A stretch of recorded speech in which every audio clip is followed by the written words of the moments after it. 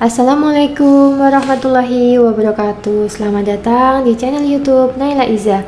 Di video kali ini saya akan membagikan informasi seputar PPDB online tingkat SMP sederajat tahun 2020.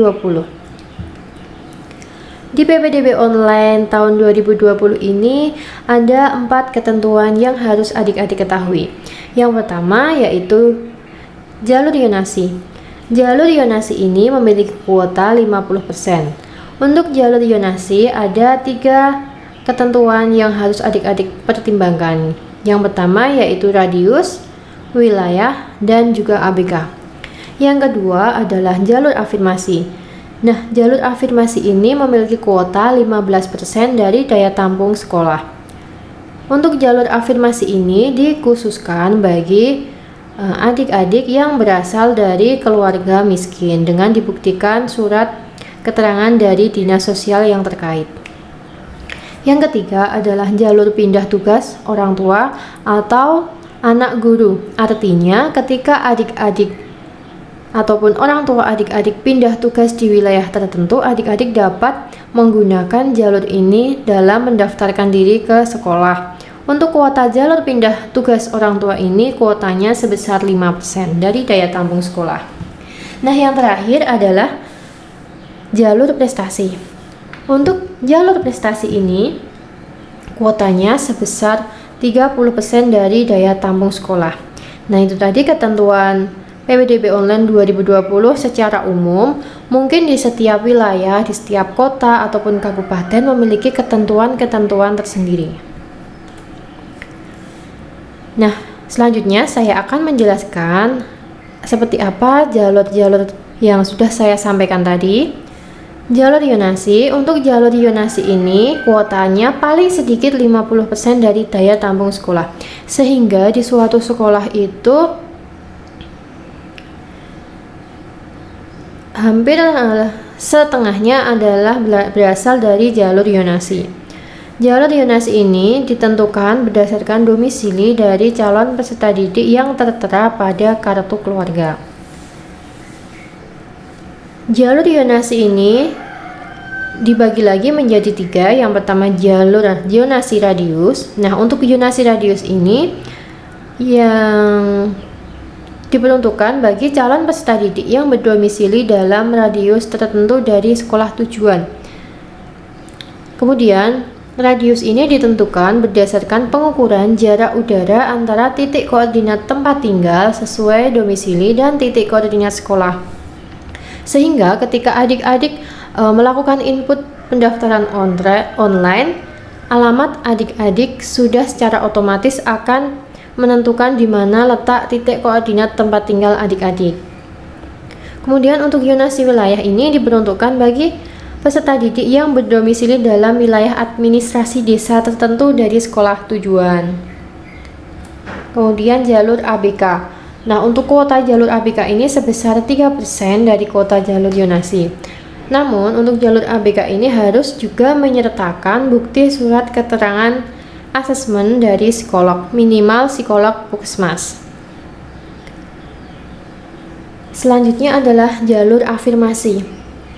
Nah, seperti yang sudah saya sampaikan tadi bahwa jalur afirmasi ini diperuntukkan bagi calon peserta didik yang berasal dari keluarga miskin. Peserta didik juga harus terdaftar dalam database penanggulangan kemiskinan atau memiliki kartu keluarga miskin yang dikeluarkan oleh dinas sosial. Kemudian yang selanjutnya adalah jalur pindah tugas orang tua. Nah, untuk jalur pindah tugas orang tua ini diperuntukkan bagi anak-anak atau peserta didik yang mengikuti kepindahan tugas orang tuanya ataupun anak guru di sekolah tujuan. Jadi misalnya adik-adik punya orang tua yang mengajar di suatu sekolah atau di suatu SMP tertentu. Nah, adik-adik dapat menggunakan jalur pindah tugas orang tua ini. Yang selanjutnya adalah jalur prestasi. Nah, untuk jalur prestasi ini diperuntukkan bagi calon peserta didik yang memiliki nilai minimal 245. Nah, buat adik-adik yang ingin mendaftarkan ke SMP, saya sarankan untuk terlebih dahulu mengetahui jalur mana yang akan adik-adik pilih, apakah itu yonasi, afirmasi, pindah orang tua, maupun prestasi.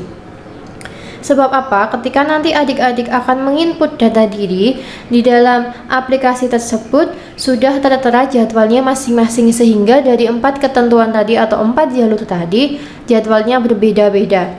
Untuk jadwal yonasi ada jadwalnya sendiri, untuk pindah orang tua ada jadwalnya sendiri, dan afirmasi serta prestasi juga ada jadwalnya sendiri-sendiri. Lalu bagaimana ketika adik-adik tidak lolos dalam jalur yang dipilih tadi? Nah, di sini akan saya sampaikan bahwa ketika adik-adik tidak lolos dalam jalur yonasi ataupun jalur yang lain tadi, adik-adik akan dialihkan, secara otomatis akan dialihkan ke sekolah lain yang daya tampungnya belum terpenuhi.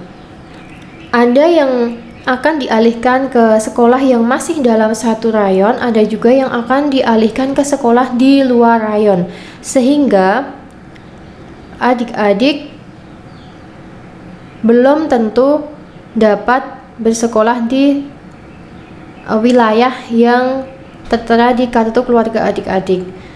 Nah, itu apabila adik-adik tidak lolos dalam seleksi jalur yang dipilih tadi.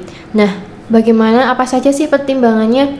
Untuk jalur yonasi sendiri yang dijadikan pertimbangan adalah usia. Usia yang akan diutamakan atau diprioritaskan adalah usia yang tertinggi, sedangkan usia yang terendah itu belum atau tidak diprioritaskan, seperti itu.